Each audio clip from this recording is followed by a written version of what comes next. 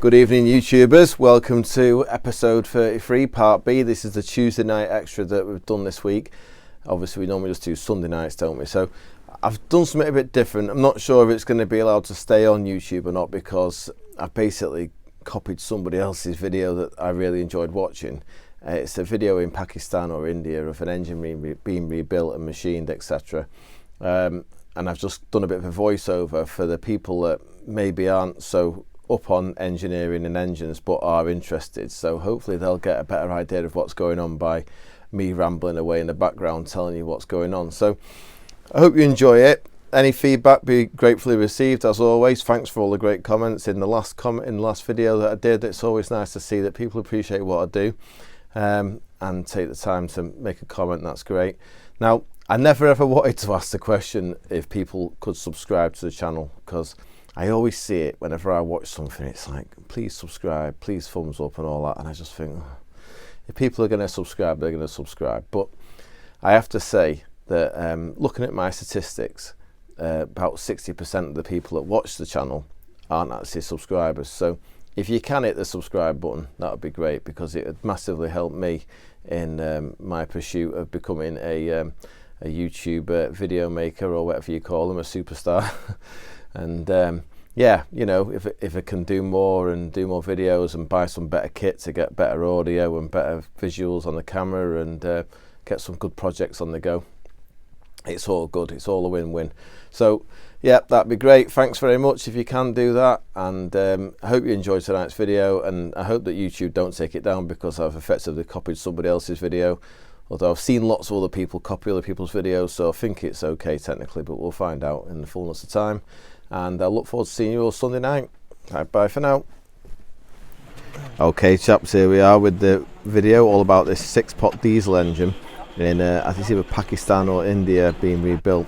It's a really good video. I've really enjoyed watching it myself, but obviously it had no audio, so I thought I'd do the audio myself. You can see here they use like a tripod to with a block and tackle to lift the engine off the back of the truck, and obviously they're going to strip it down first to find out what's up with it. So the chap here is removing the injector pipes from the high pressure diesel pump, and now he's turning his attentions to the turbo oil drain. So it has an high pressure oil feed, you can just see it there. That's the high pressure feed he's undoing now. That comes off the oil filter housing, and then obviously it drains back down that other tube that we removed first. So he's undoing, it's non-intercooled. You can see the boost pipe. Oops, watch your tootsies.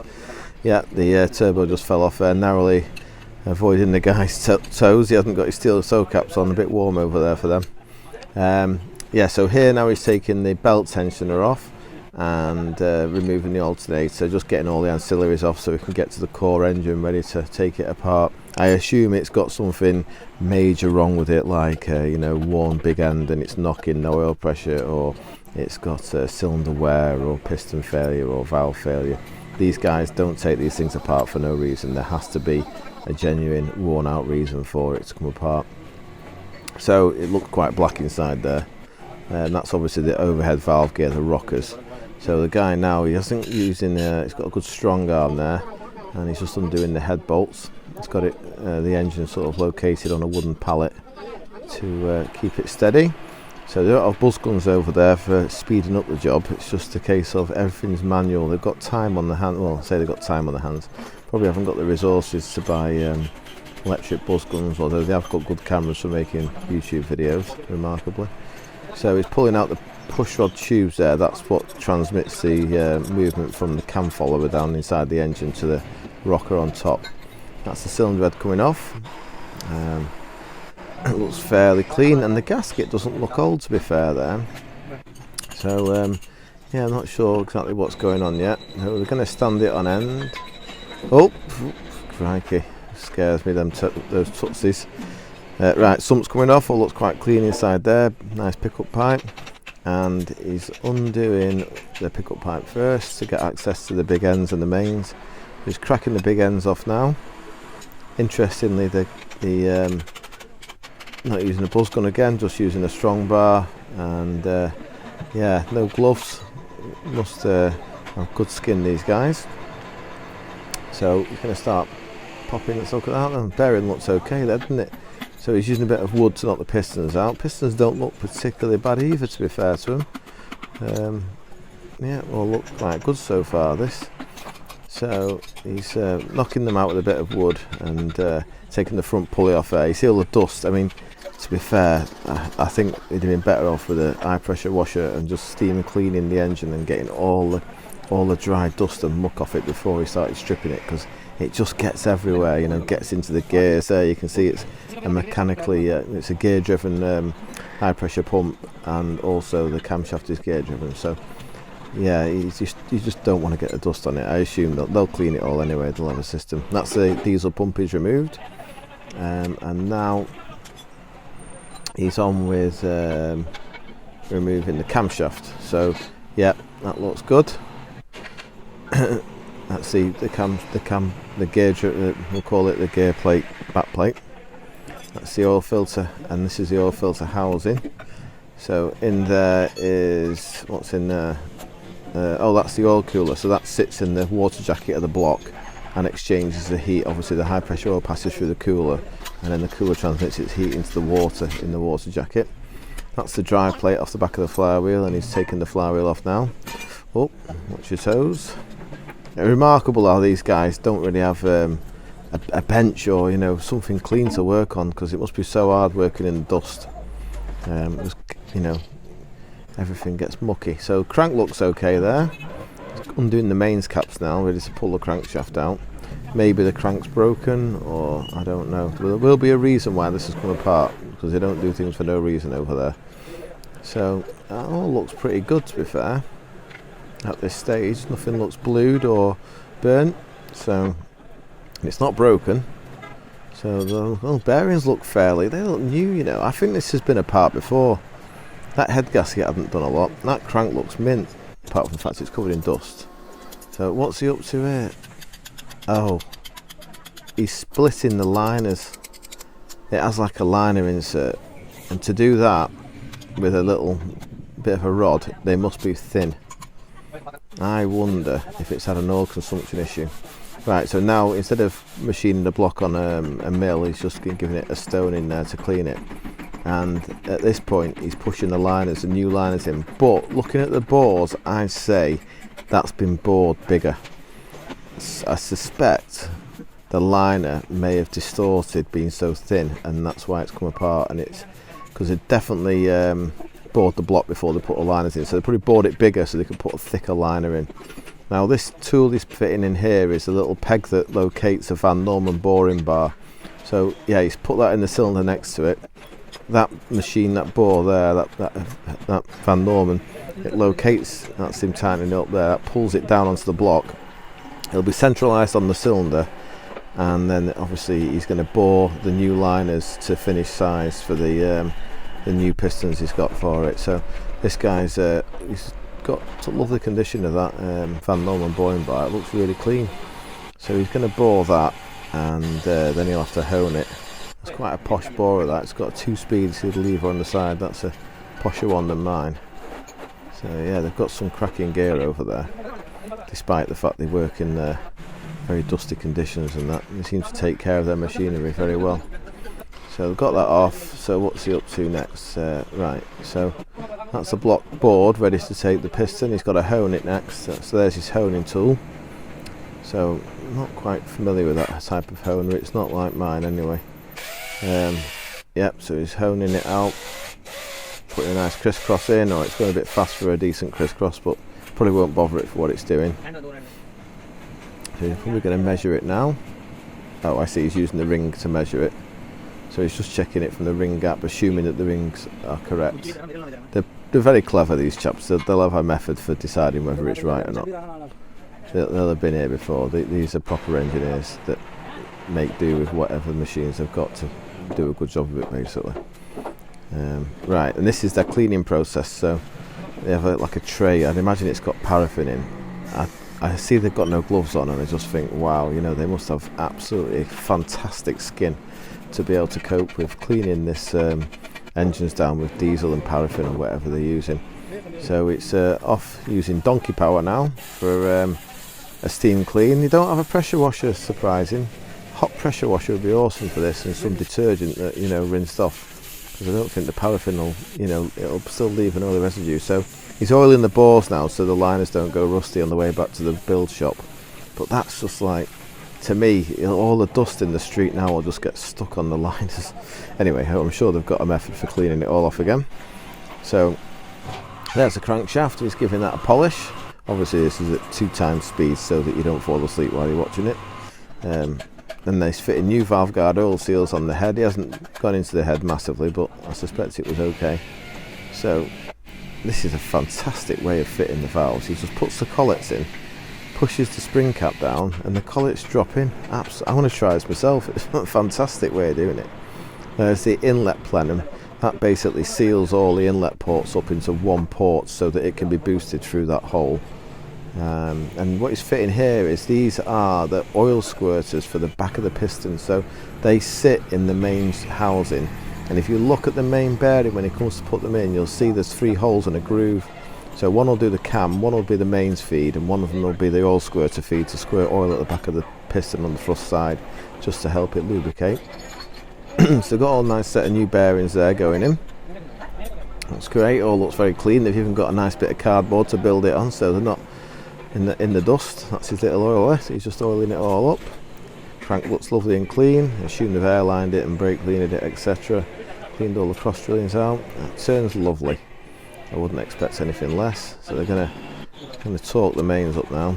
I love his little crank he's got there for doing it. Everything's manual.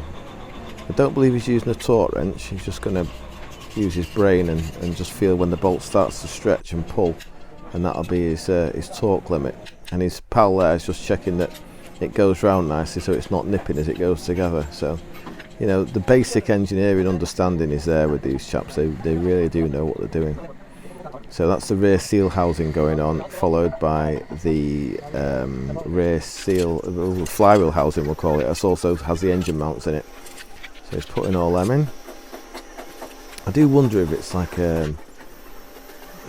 if it's working on some sort of like hydraulic pump or something similar, because when I saw the picture of the flywheel earlier, it had like a flex plate or a drive plate with a spline in the middle of it. So that's the engine back on end, so it looks like they're going to put the pistons in now. He's lubricating that, and they are the old pistons, they are not new. So all have changed is the liners.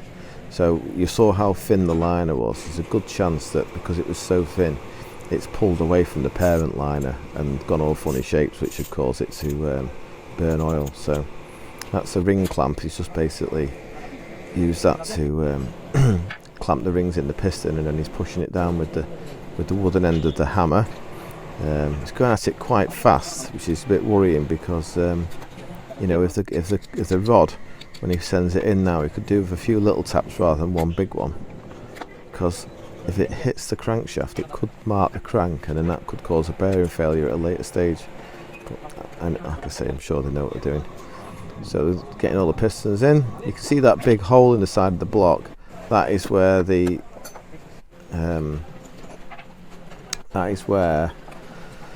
oil cooler sits. So we saw the oil filter housing before. There's a cooler there where the coolant obviously goes around the cooler and exchanges the heat. That's the big ends going on. What's going to be next is turning the engine over. Seems to turn quite nicely. Excuse me. So this is the man doing the torquing with the big end bolts. Obviously not using a torque wrench, he's just using his brain. That's the fresh gasket for the timing gear cover, we'll call it. And it looks like he's using some old-fashioned weld seal on that to help the gasket seal. So we've got that on. He's tightening all them down. And next, I'd imagine he's going to put the camshaft and the oil pump in. Just see the old-fashioned T-bar there for tightening it down. That's great, isn't it? There's the bump stick, or the camshaft, is the proper name for it. So they'll lower that into the engine gently, hoping not to catch the bearings as they go through. The bearings are stepped, so the biggest bearings at the end nearest the gear, and then they go smaller all the way down so that you can basically feed it in from one end. So that's it in position. But now he's got it in position, you see the casting and the pulley's got 2 holes, so you can tighten the thrust plate down. So you have to have it at TDC with the markers lined up. That's him priming the oil pump. Sure it's got plenty of oil in it. That's all to practice. He's going to offer that up. I wonder if that's timed as well. Don't think it will. You never know. Looks like he's making an effort to make sure it's in the right place. So There you go, little idler gear on it. So that's that. Next he's going to put, what's that? I can't quite see. Oh, I see, that's the bolts that hold the oil pump in position.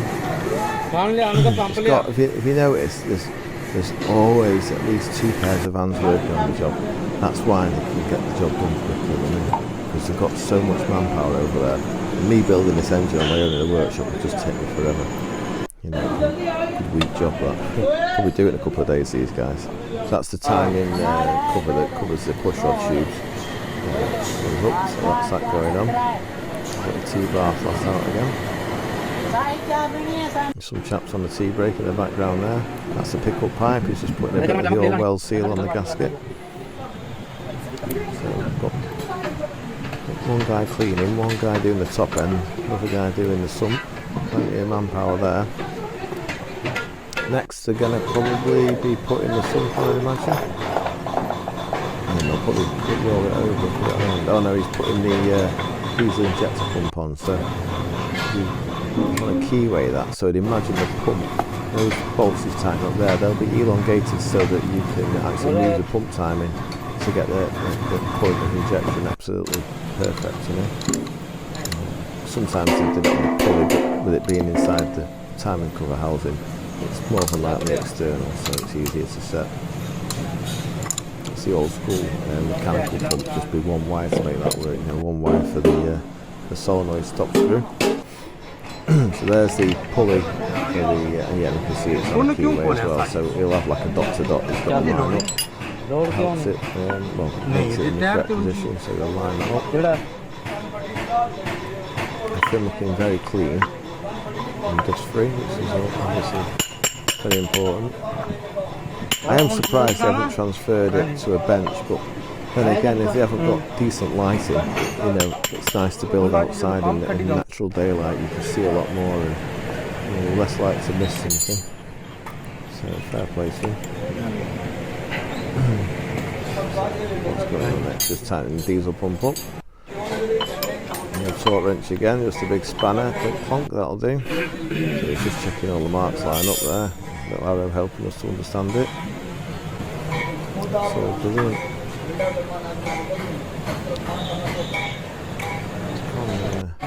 Let's see, yeah, that's a bit more well seal on there. And you can just see where the water pump sits in that cone shaped hole next to it, so that'll be going on soon.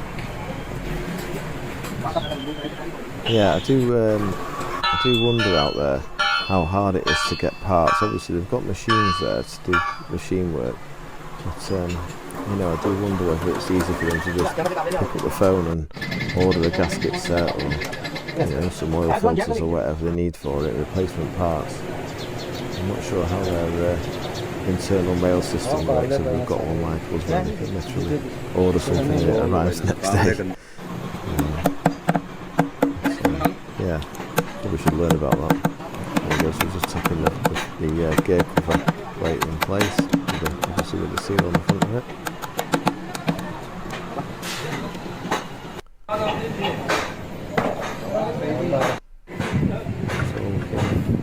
very good.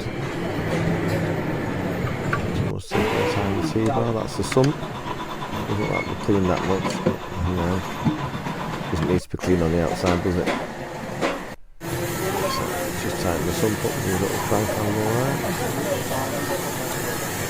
And next we will be, I imagine, and there's the front pulley going back on. Big damper on that as well, as you can see it with the rubber. Like an absorber for the crankshaft.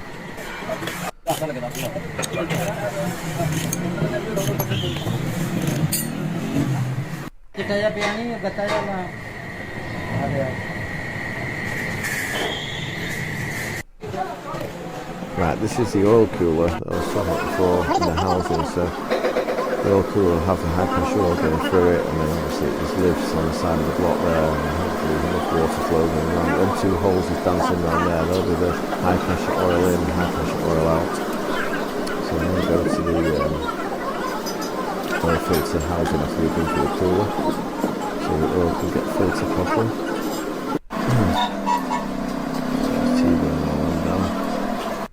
In this video, surprisingly, a lot of the people in it have been older. a lot of the videos I've watched in the cleaning processes have all been done by young people. So there you go, the block's all clean. Just put a bit of extra oil in there for the pistons, and it's got a new head gasket. This is motorbike in the background. Nice. There we go. Nice fresh head gasket. So you've got some dowels to locate it on. You can just locate it. I think it may have a raised index on the top of the liners there that help the gasket to locate. Let's see the cylinder head going back on. See if it locates on some dowels, or is it just a bit of a... That's a bit of a... Right, find where it's happy job and just throw the bolts in. So it hasn't got dowels that locate the head that you can see. Surprisingly. So putting the head bolts in. I hope he's lubricated the shoulders and the threads like we always do on the Hillman engines. Straight kind of back down there. You see that? Yeah. There you go, he's got the torque wrench out. I hope he's going to do these in an order. It looks like he's just moving along from one end to the other rather than doing the middle out sequence. Maybe they've got a reason for doing that on that particular engine. I always like to start in the middle and then spread the load outwards to the outside. I'm sure I know what I'm doing. Obviously one thing that is a bugbear of mine that I really hate is to see the hole for where the boost pipe goes on. It's just open. Now that's just like a big no-no, because whenever you're building an engine it only takes a stray washer to fall down that hole, and then when it fires up the whole job will be scrap. It'll just wipe itself out, you know, embed itself in a piston and damage the hair, etc. So yeah, real bad practice that, and I'm quite shocked at that, to be fair. Should definitely pull that hole up. Anyway, it's fitting the rocket gear on now. That's obviously what operates the valves from the push rods, which operates from the camshaft that we saw in the bottom of the sump before. That's all looking very clean. Can't be far off running it now. Just torquing all that down.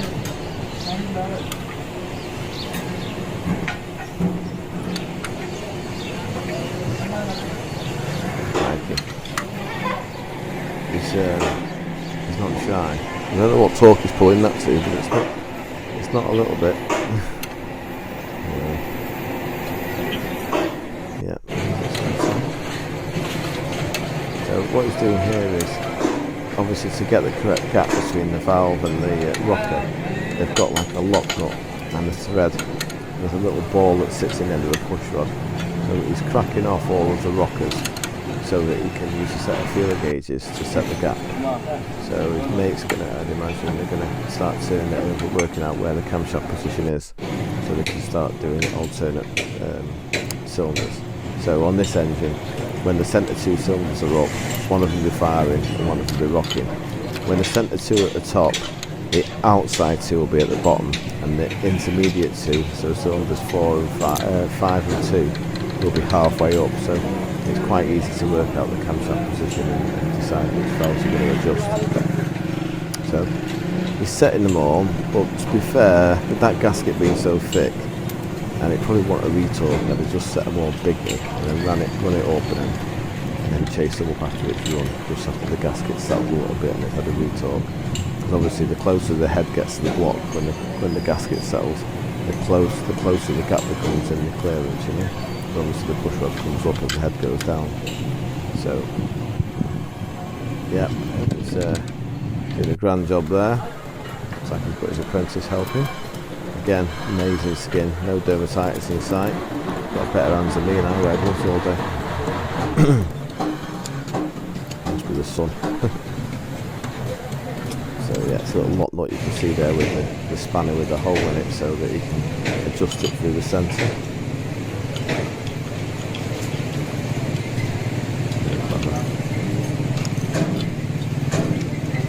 The head must have been reconditioned in a previous attempt. We didn't see any video footage of the valve seats being cut or the guides being changed or anything like that, so I suspect this is just purely come apart to have liners put in it to cure maybe an oil consumption issue. I do wonder what it's off, if it's like a hydraulic pack that it drives, you know, to operate some machinery or something.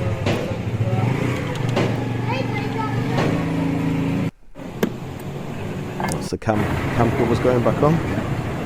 Individual ones. I think it might be a Cummins engine, this. I should have read the title before I started recording it.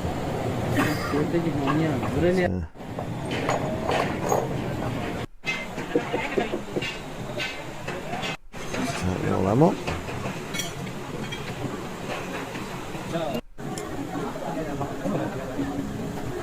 It's all looking good. That's the thermostat housing going on that I can see, I think. Followed by the alternator. So they're getting all their ancillaries back on now. Just be close to fire up time.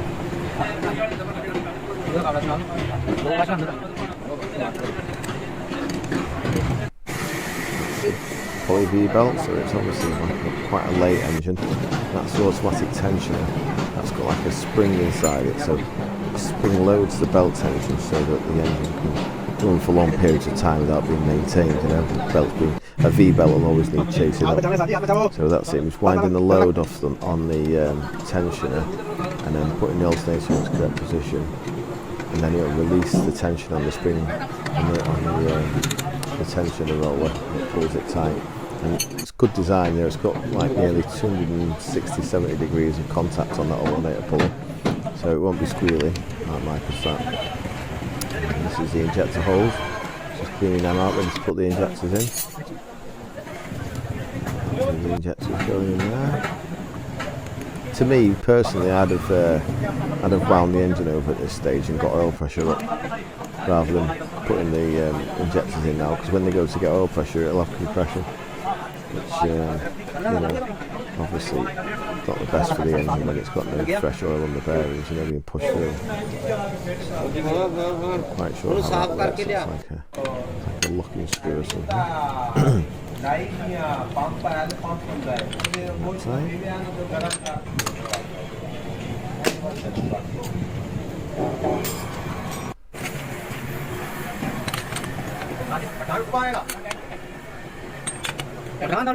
Still no bung in that inlet pipe. I'll turn a blind eye to that.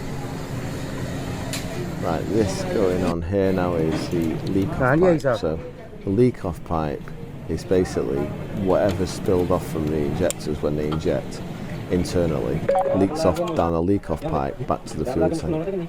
So it's just how the old school direct injection diesel engines injectors work. Obviously on the common rail you wouldn't have that, but this is old school mechanical pump. Nice and simple, run forever job. The turbocharger's going on, it survived its sort of crash down to the ground. And no intercooler on this job. Interesting, it's probably just if it's driving a hydraulic pack or something, I'd imagine it's a constant speed engine, so it probably just sits at maybe 2,300 RPM or something. It's just grasps the racer. It's not like in a road in a bus or a car or whatever, you know. You don't really good power everywhere, and you put a little turbo on the intercoolers and stuff. That's the link pipe for the boost. At least the engine's safe now, nothing can get inside it.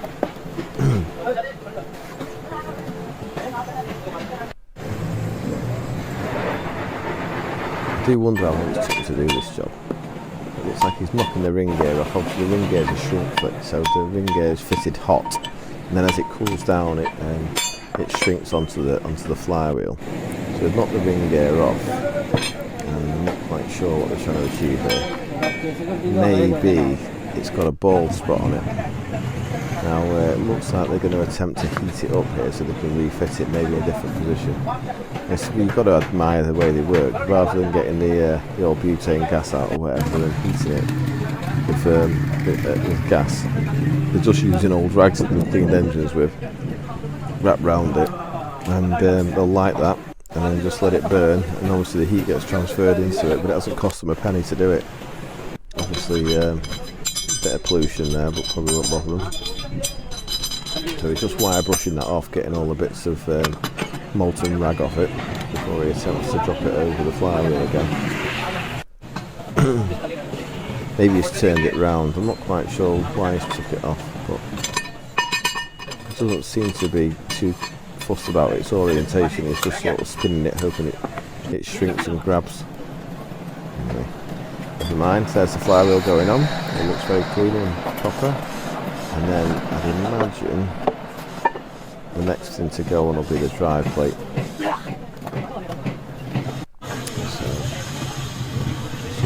try to lift that onto the index quite hard. I've got a screwdriver there to help move it up. I've got the flywheel bolts going on there now. And locks out on them. And Pal's locks it up with a screwdriver or something while he swings on the bolts and gets them tight.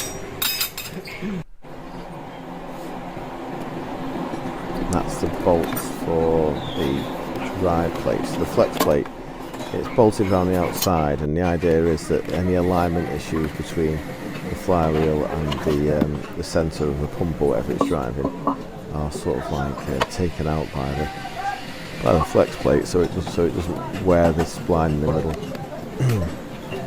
Normally you'd have a clutch on there, you know, if it's in a car, or torque converter if it's in an automatic car. Just going to do them. Looks like the rest of the engine's virtually built up, ready to go.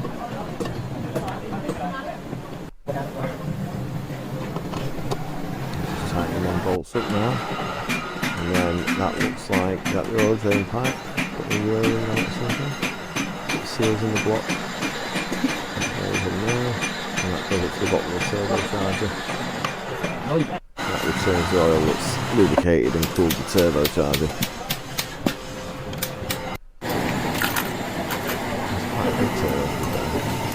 Quite a big engine as well. Good 5-6 litres. As you can see, that's the injector pipes going back on the back of the pump. Probably going to leave them loose and then wind it over on full throttle so it primes the pump. I'd imagine anyway, I could be wrong. They're all mixed up now. Not sure what that does. That's the diesel filter, so he's just priming that by filling it full of diesel just to save time, expecting the lift pump to fill it up. Some of the lift pumps have a mechanical handle on them, so you can do it without turning the engine over. You can just basically pump the diaphragm by hand. I'm not seeing the pump yet, I think it's on the side of the block there somewhere. So that's 2 diesel filters with water traps on them. I like his method there for tightening it.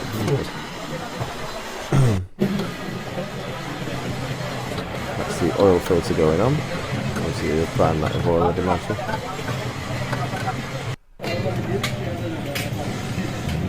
Are we ready for the start up? Making sure that's double tight.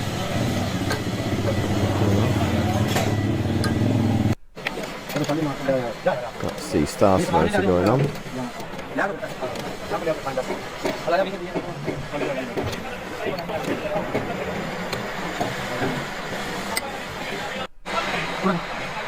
There we are, there's the engine oil going in the sump. So it's not primed, we've definitely not primed it yet, so we'll see what they're going to do here. Right, that's his diesel that he's going to run the engine on. So, what's he up to? That's the batteries, oh nice. Vent caps removed. That's not dangerous with any sparks. This health and safety is a bit different over there. You have to have it sort of like instilled into them to be safe, so they survive.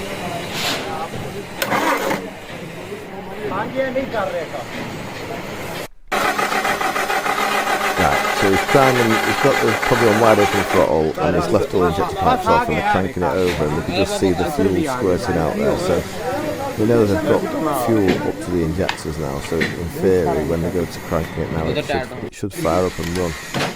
We'll just tighten the bolts up, or the nuts up that hold the injector pipes on.